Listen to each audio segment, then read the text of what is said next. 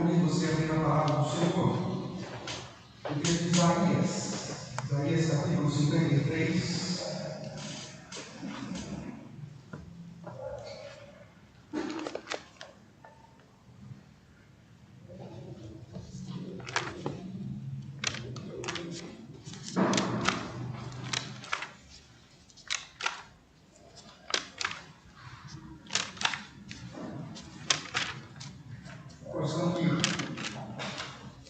Que trata a respeito do servo sofredor, do próprio Cristo, dando detalhes.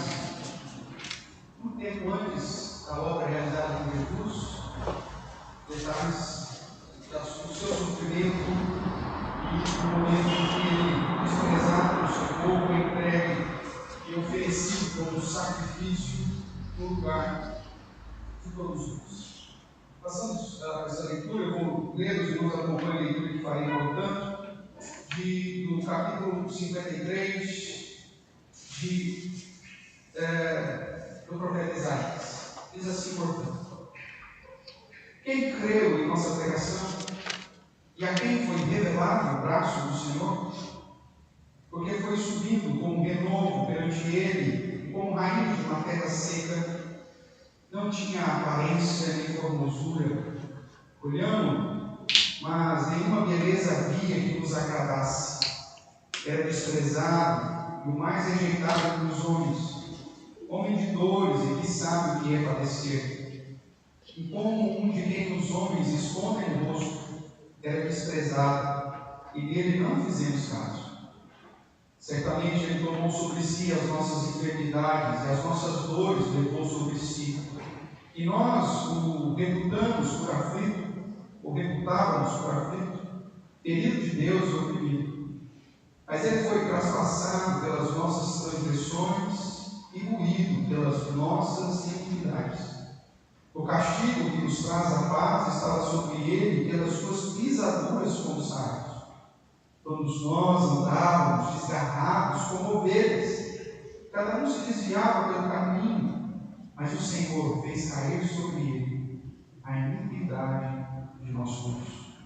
Ele foi oprimido e humilhado, mas não abriu a sua boca. Como cordeiro foi levado ao matadouro, e como ovelha muda perante os seus tosqueadores, ele não abriu a boca. O juiz opressor foi arrebatado, da sua linhagem quem dela cogitou? Porquanto foi cortado da terra dos viventes, por causa da transgressão do meu povo foi ele ferido. Designaram-lhe a sepultura com os perversos, mas com o rico esteve na sua morte, posto que nunca fez injustiça, nem dolo algum se achou de sua boca. Todavia, ao Senhor agradou morrê-lo, fazendo-o enfermar, quando der ele a sua alma pela oferta pelo pecado. Verá a sua posteridade e prolongará os seus dias, e a vontade do Senhor prosperará nas suas mãos. Ele verá o fruto do penoso trabalho de sua alma e ficará satisfeito. Deus serve o justo, com o seu conhecimento justificará a muitos, porque as iniquidades deles levará sobre si. Por isso, eu lhe darei muitos como a sua parte, e com os poderosos repartirá ele o Senhor. Porquanto derramou a sua alma na morte, foi contado com os transgressores, contudo, levou sobre si o pecado de muitos e pelos transgressores intercedeu. Oremos mais uma vez. Ó Pai querido, nós bendizemos o Teu santo nome pela palavra do Senhor e pela ação soberana do Senhor na história, conduzindo-nos, ó Deus, hoje, como uma geração privilegiada, reconhecer, ó Deus, o Teu poder, a Tua grandeza, a Tua soberania no decurso da história e na aplicação da Tua vontade soberana em cada detalhe, ó Deus, na história. O profeta Isaías, usado por Ti como instrumento do Senhor, inspirado pelo Teu Santo Espírito, nos traz detalhes, ó Deus, que apontavam para a crucificação, para a morte, para o sofrimento de Cristo Jesus, o Teu servos, mas que o Senhor chama em nosso favor. Séculos antes, ó Pai, detalhes minuciosos apresentam que o Senhor é quem comanda tudo e todos, que nenhum detalhe, por menor que seja, nessa vida, neste mundo, em nossa vida e no decurso da história da humanidade, está isento do cuidado, da direção, da soberania e do poder do Senhor. Nenhuma situação. Por isso, nós clamamos agora, Deus, para que nesse momento que vamos lembrar de princípios preciosos da Tua Palavra, possamos ser iluminados pelo Teu Santo Espírito e edificados por Ele mesmo, de modo que nossa fé seja fortalecida, o nosso amor para contigo, a nossa gratidão seja também engrandecida, de modo a vivermos tão somente para a honra e glória do Senhor. Pai, usa-me apesar de mim mesmo, fale ao meu coração, ao coração dos meus irmãos, e que possamos, ó Deus, edificados por Ti, consagrarmos ainda mais a nossa vida para o Teu louvor, principalmente, ó Deus, diante de situações e de dias tão difíceis. Fique conosco, nos abençoe, é o que clamamos em Cristo Jesus. Amém. Amém, queridos? Nós sabemos, quando olhamos para o Antigo Testamento, que existem várias profecias sobre o Messias. Nós olhamos desde Gênesis, logo após a queda do homem, ainda do Éden, o próprio Deus falando com Adão e Eva, os nossos representantes, os nossos primeiros pais. Nós já temos ali aquilo que os teólogos chamam de proto-evangelho, onde o descendente, ou o filho da mulher, viria e pisaria a cabeça da serpente. Ali está sintetizada toda a obra da redenção. O homem, com sua própria desobediência, usando o seu livre-arbítrio, peca contra Deus, passa a ser conhecedor do bem e do mal e recebe sobre si, portanto, toda a condenação justa prevista no padrão das Sagradas Escrituras. E Deus, de imediato, promete um substituto, promete alguém que serviria como instrumento para restaurar a comunhão, para restaurar a paz com Deus. Isso fica claro na promessa, fica claro na ação do próprio Deus, quando sacrifica um animalzinho para produzir vestimentas, tanto para Adão como para Eva, cobrindo a sua vergonha, o seu pecado. Essa talvez seja a melhor analogia.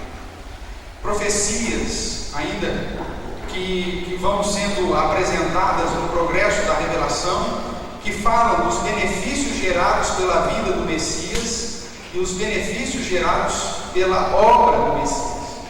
A nossa restauração, a justiça, a alegria, a paz, a vida abundante que é prometida através da obra do Senhor. Porém, para que tais benefícios fossem de fato aplicados sobre o povo de Deus, era necessário o pagamento da dívida, ou seja, o pagamento da dívida teria que ser pago. E quando nós olhamos para nós mesmos, nós vemos que não temos condições de quitar. É uma dívida imensa. Os nossos pecados fazem de fato grande separação entre nós e o Deus Santo, e nós não conseguimos, através das nossas atitudes, através do nosso desejo, por melhor que seja, cumprir um só ponto da lei do Senhor. E essa dívida parece que aumenta a cada instante. A cada momento que vivemos, a cada segundo que vivemos, nós somente trazemos mais e mais situações que aumentam essa dívida e que nos conduz a estar na condição de dignos de sermos condenados e de ter a aplicação da condenação eterna. Se não fosse a obra de Cristo, irmãos, todos nós estaríamos perdidos, pois não temos como pagar essa dívida.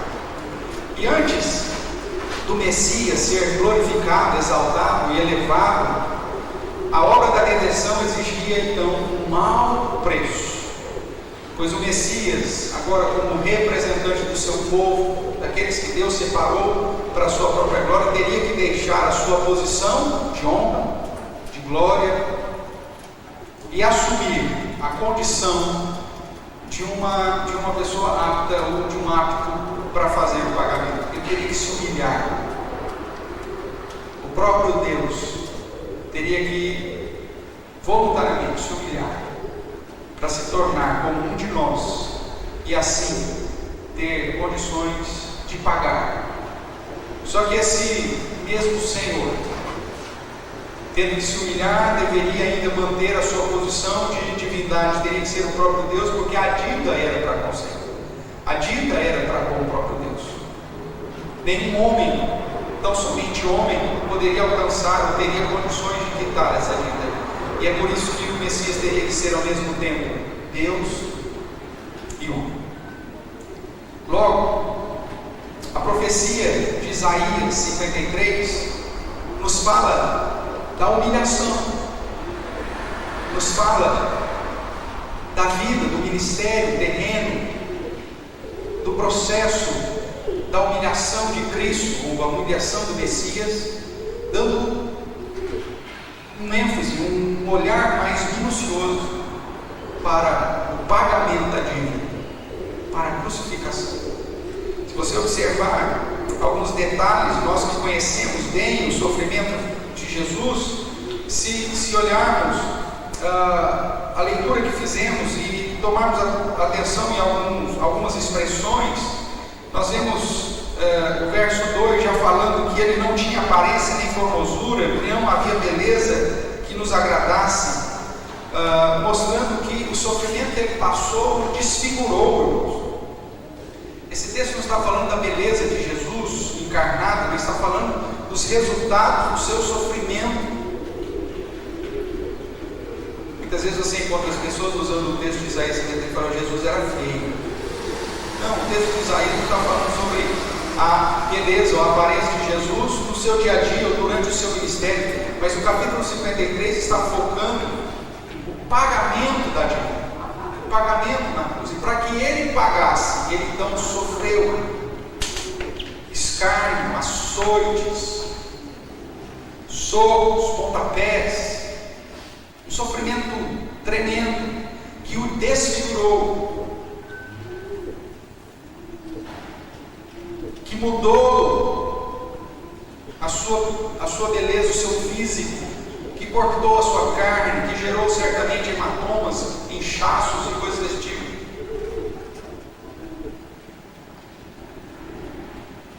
Certamente você já deve ter levado alguma pancada em algum momento da sua vida, ou talvez passado por um acidente que tenha desfigurado você por algum momento. Eu me lembro do meu acidente recente, quando o meu rosto ficou completamente desfigurado por uma simples pancada. O olho vermelho, hematoma. Eu tenho ainda as fotos, de vez em quando eu olho, me assusto. E eu fico imaginando a situação daquele que foi duramente espancado, que apanhou, que foi torturado, e não foi torturado por um bando de pessoas incapazes, mas foi torturado por profissionais da tortura. Porque o Império Romano, se uma das coisas que ele sabia fazer era castigar os seus inimigos. Era uma besta fera, como o livro de Daniel reflete, que mostra o peso da sua mão, da sua ira, sobre todos aqueles que eram considerados inimigos do Império. E o Messias, Cristo Jesus, recebeu toda essa ira.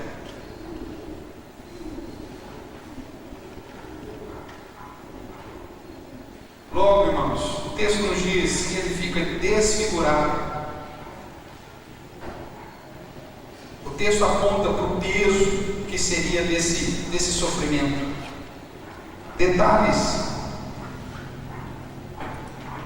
que ainda nos traz a ideia de que ele foi oprimido, humilhado, como ovelha, não abriu a boca, ninguém cogitou da sua linhagem. Ele era descendente da tribo de Judá, descendia diretamente do rei Davi, mas ninguém se preocupou com isso. E ele foi cortado da terra dos viventes, pela transgressão do seu povo foi ferido. O texto diz ainda que pelas nossas iniquidades ele padeceu. E no final do verso 12 vai dizer: levou sobre si o pecado de muitos e pelos transgressores intercedeu. Isso nos conduz para algumas palavras do próprio Cristo na cruz: Pai, perdoe-lhes, pois não sabem fazem. A sua graça salvadora alcançando aquele que estava sendo crucificado juntamente com ele por conta do seu arrependimento. Logo, o capítulo 53, portanto, de Isaías, nos fala desse pagamento da dívida, nos fala sobre o sofrimento do servo do Senhor, nos fala sobre o sofrimento de Cristo em meu lugar, em teu lugar, no nosso lugar. E o texto vai nos apontar que esse sofrimento que estava determinado para Jesus, com o pagamento da nossa dívida, era um sofrimento vicário, que é um termo que nós usamos, que aponta para o fato de que é um sofrimento feito no lugar de alguém. Essa expressão, sofrimento vicário, significa que quem tinha que sofrer, que Cristo sofreu, éramos nós. Ele levou sobre si as nossas enfermidades, as nossas dores, levou sobre si. O castigo que era nosso foi aplicado sobre ele. Portanto, quando nós olhamos para a profecia, ele receberia uma punição pela qual ele não merecia receber. Ele estava recebendo uma punição e um castigo que não era dele.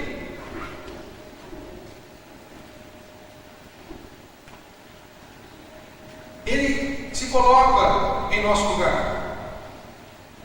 Ele realiza essa obra em meu lugar e em teu lugar. O verso 4, por exemplo, vai nos dizer assim: certamente ele tomou sobre si as nossas enfermidades e as nossas dores levou sobre si. Veja, levou sobre si, tomou sobre si. O verso 5: mas ele foi traspassado, não pelas suas próprias transgressões, mas pelas nossas transgressões. Ele foi moído, não pelas suas iniquidades, mas pelas nossas iniquidades. E o castigo que nos traz a paz estava sobre ele. E pelas suas pisaduras, pelo seu sofrimento, pelo seu castigo, nós fomos sarados. Irmãos, quando nós não compreendemos que nessa profecia, 600 anos antes do acontecimento, revela que o Senhor Jesus se humilhou para assumir o nosso lugar. Ele se humilhou para que o castigo que era aplicado, que deveria ser aplicado em nossa vida, fosse retirado de nós. Nós entendemos que Ele faz isso, como cantamos, por amor, em substituir a nossa vida pela dele. O sofrimento do servo do Senhor foi um sofrimento feito em meu lugar. Quando você olha para os registros do Evangelho, você vê cada detalhe minucioso desse sofrimento, de cada açoite, de cada pancada, de cada murro, de cada escárnio, de cada espinho. Era para ser o meu sofrimento, era para ser o seu sofrimento. Ele realiza isso em teu lugar. O sofrimento do servo de Deus é um sofrimento realizado no lugar dos seus, ou seja, um sofrimento vicário. Nós não podemos perder isso de vista, porque muitas vezes nós pensamos, ou pelo menos deixamos de lado, que Jesus sofreu em nosso lugar. Há uma tendência até natural de preservação, né? Nós não gostamos que ninguém sofra em nosso lugar. Então é mais fácil a gente tentar desprezar.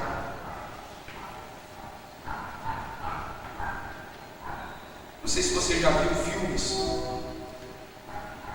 onde você tem o mocinho e você tem o vilão, e geralmente o vilão que é fraco, que não consegue combater o mocinho à altura, ele geralmente se vira para a família ou se vira para a mocinha, né? A moça linda do filme. O mocinho está apaixonado, e aí ele sequestra a moça, ou ele pega a moça e começa a torturar a moça. Não é assim que acontece? E aí o mocinho então se entrega, faz o que o vilão quer, porque ele não suporta ver o sofrimento do outro. É assim que acontece. Quando você é pai, e por algum momento, alguma situação, você vê o seu filho passando por algum problema, por algum sofrimento, o sentimento de todo verdadeiro pai é de querer estar no lugar dele.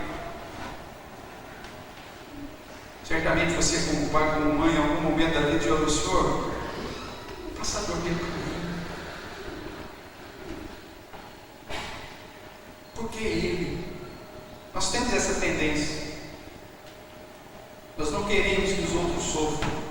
E não queremos principalmente que os outros sofram em nosso lugar. Por isso, quando nós falamos que Cristo sofreu em nosso lugar, é mais fácil tentar rechaçar isso, deixar de lado. Ah, não foi isso não.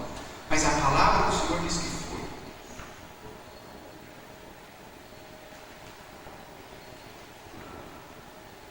E quando nós entendemos que o sofrimento do servo do Senhor foi feito em nosso lugar,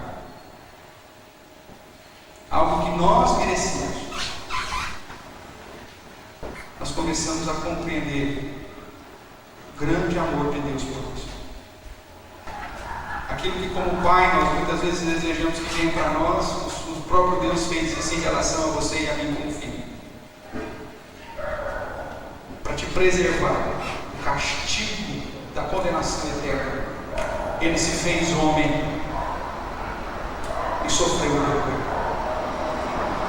A segunda característica, irmãos, do sofrimento do servo, do sofrimento de Jesus, além de ser vicário, é um sofrimento expiatório.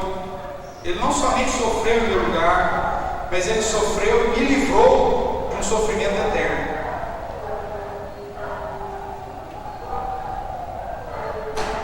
É um sofrimento vicário em meu lugar, mas não fica só nisso. Ele muda a minha realidade, ele muda o meu futuro, ele muda a expectativa da minha vida. Porque ele sofre a pena em meu lugar. Não há mais condenação sobre mim, não há mais o porquê de me preocupar. O sofrimento expiatório de Jesus é sofrer cumprindo a pena em favor do outro, de modo que esse outro não precisa mais padecer absolutamente nada. Não existe mais a condenação sobre ele. Ele pode viver a vida na certeza da liberdade e de que não pesa mais sobre ele a condenação. É nesse sentido que o verso 5 ainda reforça: pelas nossas transgressões, pelas nossas iniquidades. E aí no final do verso 5 ainda completa: o castigo que nos traz o que? Está escrito aí? Nos traz a paz, que nos tira do conflito com Deus, que nos tira da inimizade com Deus, que nos tira daquela situação que nos impedia de ter um convívio, um relacionamento íntimo com Deus. A obra de Cristo é que nos permite sermos justificados e consequentemente reconciliados. Nós só podemos ter viva e plena comunhão com Deus hoje através da pessoa de Cristo e da obra que Cristo fez em nosso lugar.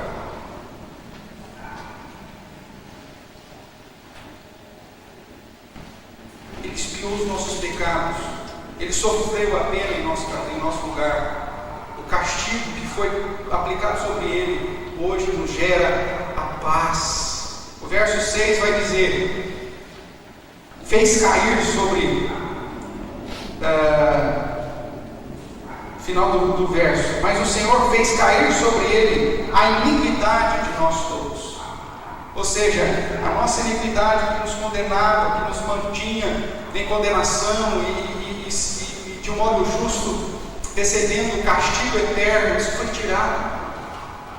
Obviamente que não significa que não estamos ainda lutando, lidando com a inclinação do pecado, mas a iniquidade que nos gerava a condenação eterna, essa foi exterminada em Cristo Jesus.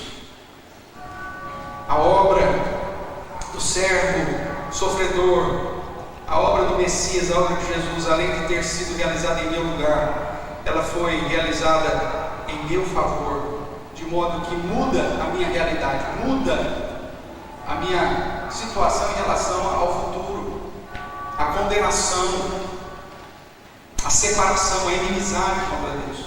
O apóstolo Paulo, se nós tivéssemos tempo para fazer constantemente as conexões, em especial com a carta aos Romanos, nós vemos justamente que a obra do servo sofredor, nos justificando em nosso lugar, como nosso representante, nos redimindo, nos conduzindo a sermos recebidos como filhos, nos permitindo sermos adotados, mostra toda a grandeza da obra do Senhor Jesus. O verso 8 ainda, tratando desse sofrimento expiatório, que é um sofrimento realizado em nosso favor, vai dizer assim o verso de número 8: o juízo opressor foi arrebatado, e da sua linhagem quem dela cogitou? Porquanto foi cortado da terra dos viventes.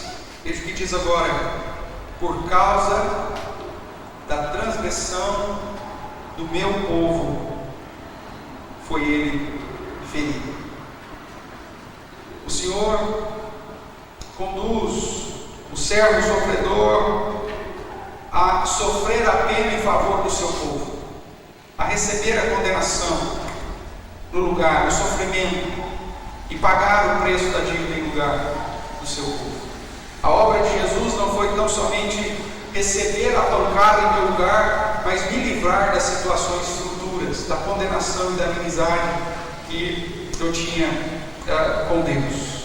E a terceira característica, irmãos, que podemos mencionar aqui em Isaías 53 sobre o sofrimento do Senhor Jesus em nosso favor, é que foi um sofrimento redentivo, com o objetivo de redimir, com o objetivo de restaurar o direito, com o objetivo de garantir benefícios. Ele não somente nos livra do castigo, ele não somente nos livra da condenação, mas traz benefícios, traz bênçãos. O seu sofrimento, a sua obra nos garante alguns benefícios futuros, e inclusive também na era presente, não só para a era vindoura. É justamente a obra, o sofrimento de Cristo Jesus na cruz do Calvário que nos garante, muito além da adoção de filhos, mas de estarmos eternamente com Deus, de estarmos eternamente na presença do Senhor, de termos a certeza de que seremos transformados, que seremos glorificados e que viveremos eternamente. A ideia, portanto, de restaurar esse alguém pelo qual assume-se o lugar e a pena, significa libertá-lo do ônus da dívida e restaurá-lo à sua condição primária, antes da queda, ou seja, uma condição de livre acesso ao Pai, de relacionamento, de comunhão, de viver na presença do Criador. A obra de Jesus foi feita no teu lugar.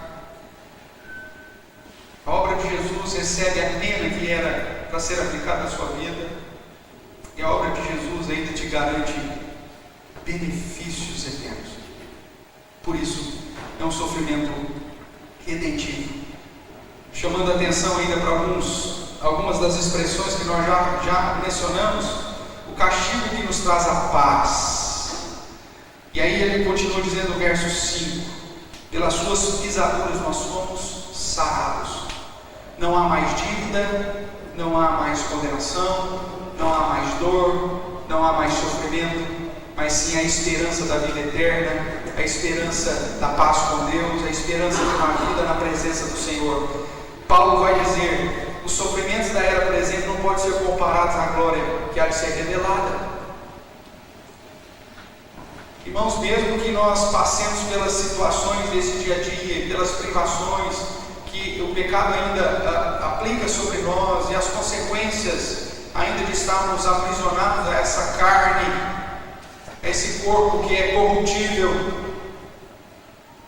não deve mudar a realidade da promessa da vida, da salvação, das bênçãos, que todos aqueles que foram achados em Cristo Jesus e que são achados em Cristo Jesus receberão quando no dia final, onde o Senhor voltará e dirá: aqueles que chamados pela sua graça, lavados pelo sangue do Cordeiro, serão chamados de benditos, inde benditos de meu Pai.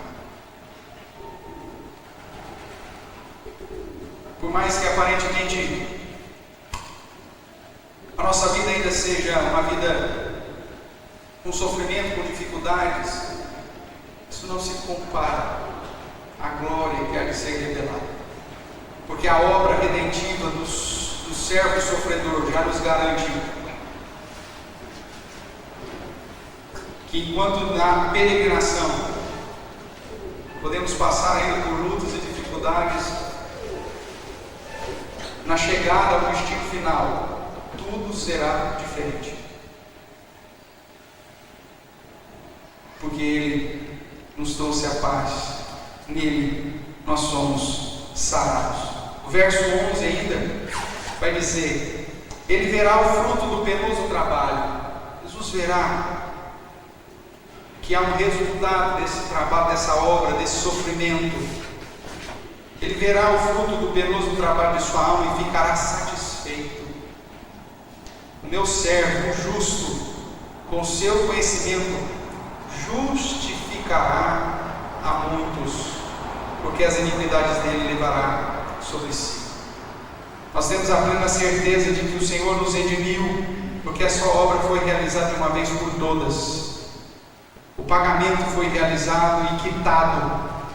Paulo vai dizer que o escrito de dívida que era contra nós foi cancelado, foi rasgado, foi afixado na cruz, envergonhando inclusive o nosso acusador, o nosso inimigo. Esse benefício da obra do servo nos garante, irmãos, a passarmos pelas dificuldades dessa vida, olhando firmemente para a promessa, olhando para o autor, o consumador da nossa fé, olhando para as promessas de vida eterna, e nos conduzindo a agir, obviamente, em gratidão a essa obra, a esse sofrimento feito por Deus no seu lugar. O sofrimento de Jesus, ou o pagamento de Jesus, é um sofrimento, um pagamento vicário, expiatório e redentivo. Concluindo, irmãos,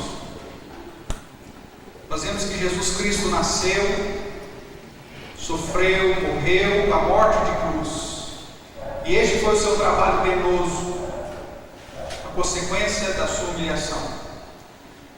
Mas ele foi fiel, ele não desistiu, ele não voltou atrás, e por isso hoje nós podemos desfrutar juntamente com ele da sua vitória e da sua satisfação.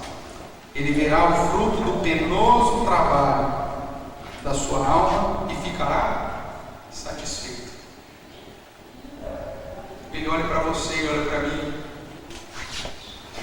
e fica satisfeito.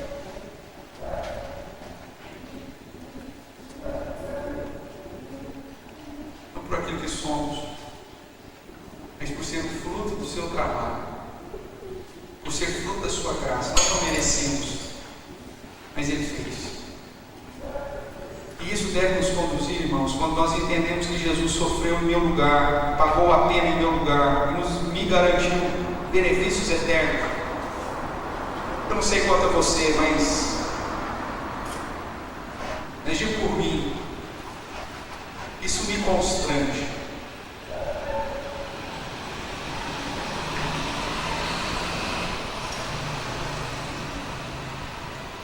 Isso me conduz a querer viver, apesar das minhas limitações, da minha inclinação pecaminosa, apesar das minhas falhas, apesar da inclinação malvada do meu coração, mas me constrange a desejar viver uma vida que glorifique ao Senhor. Eu sei que isso é incapaz, né? Sou incapaz. E que sei que não é pelas minhas obras que Cristo olhará para mim e ficará satisfeito, mas é sim por sua própria obra na cruz, feita em meu lugar. Mas isso me constrange. Me constrange saber que Jesus morreu em meu lugar.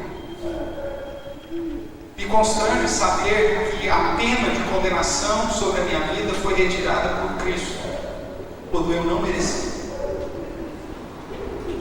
Me constrange Ele me dar tantas bênçãos e me garantir da salvação, da glória eterna, e mesmo assim eu continuar sendo quem eu sou.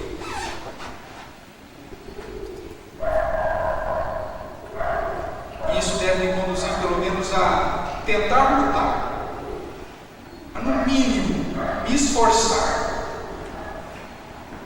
para glorificá-lo mais e mais, para consagrar a minha vida mais e mais, para ser melhor hoje do que eu fui ontem, para fazer com que a minha vida transpareça a sua graça, a sua luz, e que eu possa ser instrumento para conduzir outros a compreender a respeito da obra de Cristo também feita no lugar deles, recebendo a pena deles e garantindo as bênçãos para eles. Se eu não consigo compreender o sofrimento de Cristo, eu tenho só mais um episódio de injustiça. Nossa, olha só, pegaram Jesus, não tinha pecado nenhum, e fizeram tudo aquilo com ele. Que injustiça! Mas ele é dito e é chamado pelo próprio Deus de o servo justo. Não foi só um ato de injustiça, irmãos. Foi um ato planejado, determinado e realizado em teu lugar, tirando a sua condenação, trazendo bênção, fruto dessa grandeza e dessa soberania de Deus. E Ele se vê satisfeito. A sua obra foi realizada.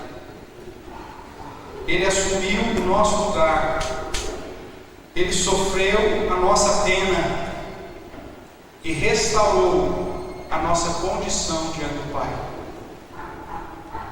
Hoje nós podemos desfrutar da realidade de filhos de Deus, de alvos desse amor do Pai e alvos dessa promessa de Deus. Quando nós entendemos, irmãos, como que foi a realidade do sofrimento de Jesus Cristo no nosso lugar, recebendo a nossa pena e garantindo os benefícios, não tem como terminar o sermão senão com uma pergunta: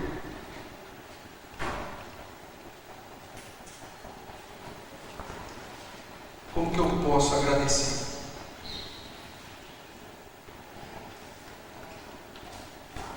Quando eu compreendo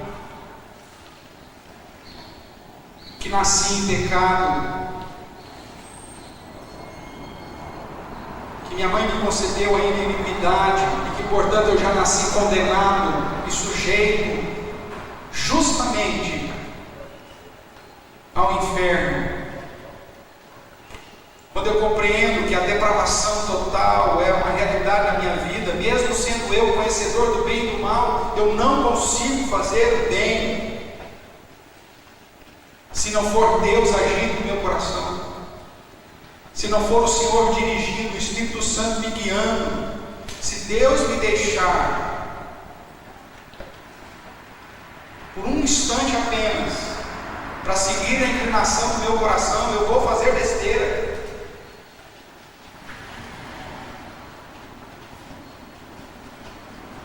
E quando eu entendo que se Deus tivesse tão somente retirado a sua mão de graça da minha vida, eu receberia a justa punição e a condenação eterna, e que não há em mim absolutamente nada que agrade a Deus, e não só em mim, como também em todas as demais pessoas, pois não há um justo sequer. Quando eu entendo que eu não tenho como satisfazer o padrão de Deus, quando eu entendo que se hoje eu posso ser chamado de filho de Deus, de ter comunhão com Deus, de poder entrar na presença de Deus, e de me derramar diante do seu trono de graça, pela obra que Jesus Cristo realizou na cruz do Calvário, uma obra vicária, expiatória e redentiva, quando eu entendo isso, e entendo mais,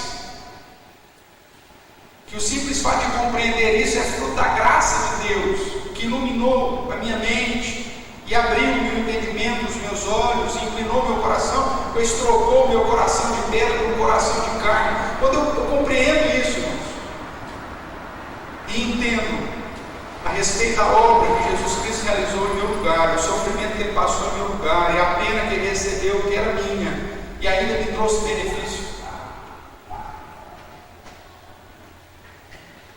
O questionamento do meu coração é: Senhor, como que eu posso te agradar? Como que eu posso te agradecer?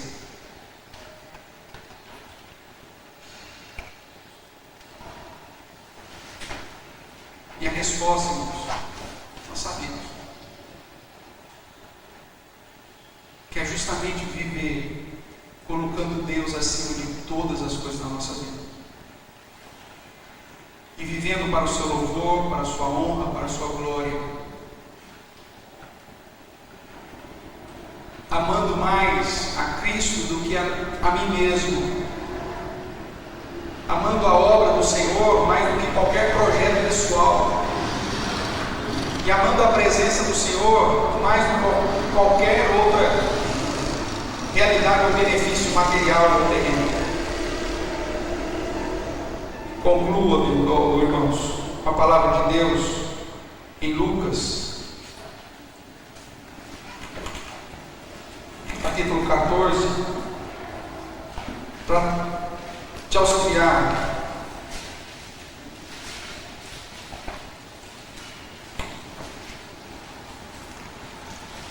a responder como agradecer a Deus por essa obra vicária, expiatória e redentiva de Jesus Cristo. Verso 25 e diante vai dizer assim: grandes multidões o acompanhavam, ele voltando-se lhes disse: se alguém vem a mim, não aborrece seu pai, mãe, mulher, filhos, irmãos, irmãs e ainda a sua própria vida, não pode ser meu discípulo. Quer saber como agradar o Senhor, como poder ser de fato discípulo dele? Tenha Cristo como prioridade da sua vida, Deus como a primazia. Ele é mais importante do que a sua própria vida. Ele é mais importante do que qualquer relacionamento que você tenha.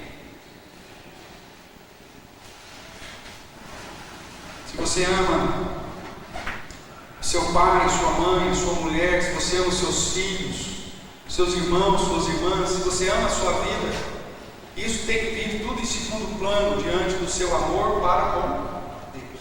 É isso que você vai fazer para agradar.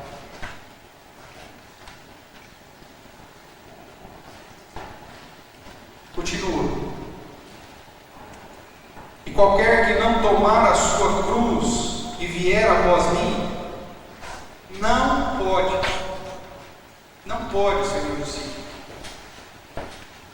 Você sabe que cruz, já nos escritos dos evangelhos, porque foi registrada após a morte de Jesus, a palavra cruz é sinônimo aqui de missão, de obra. Então qualquer que não tomar a sua cruz, ou seja, qualquer que não tomar a missão que recebeu de Deus, que não entender o ministério, os dons, o direcionamento que o próprio Deus tem dado, e se o projeto de servir o reino de Deus não vier em primeiro lugar do que o seu próprio projeto, o seu projeto pessoal, Você não pode ser discípulo. Você quer saber como agradar a Deus? Ame a Deus acima de todas as coisas. Tenha um projeto e a missão que Ele nos deu acima de qualquer outro projeto.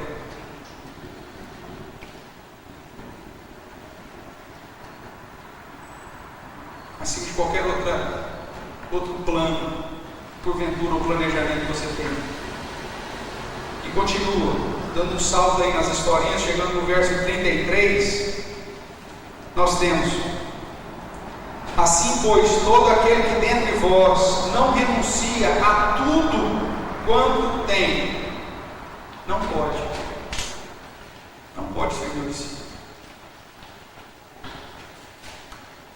Se o seu amor, as suas posses, a sua posição, o seu prestígio, o seu relacionamento, a sua posição social for maior do que o seu amor a Deus e a posição de servo dentro do contexto da obra do Senhor, você não pode ser isso.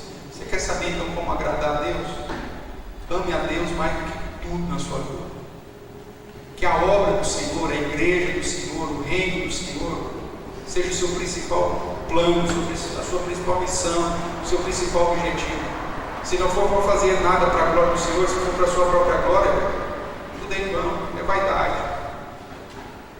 E se aquilo que você é e aquilo que você tem é o que te traz segurança e não o Senhor, então você não sabe o que é agradar a Deus, inclusive a sua própria vida. Irmãos, nós estamos vivendo uma geração que diz que crê em Deus,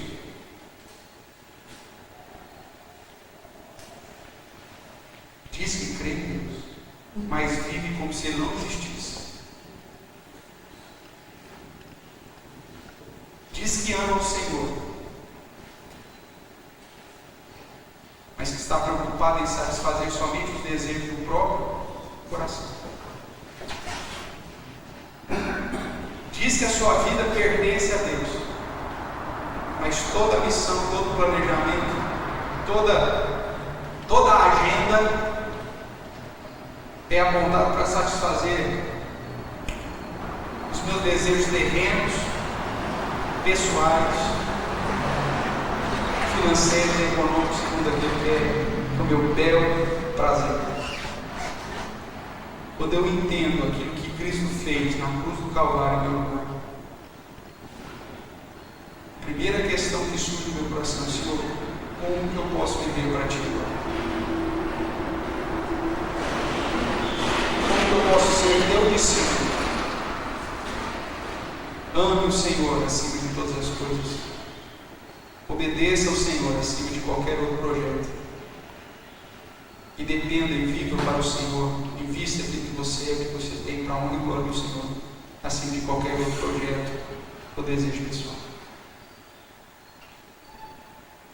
Lembre-se, isso não garante salvação, é só demonstração de gratidão, porque a salvação o Senhor Jesus já realizou na cruz do Calvário, no meu lugar, recebendo a pena, a minha pena, e trazendo benefícios eternos.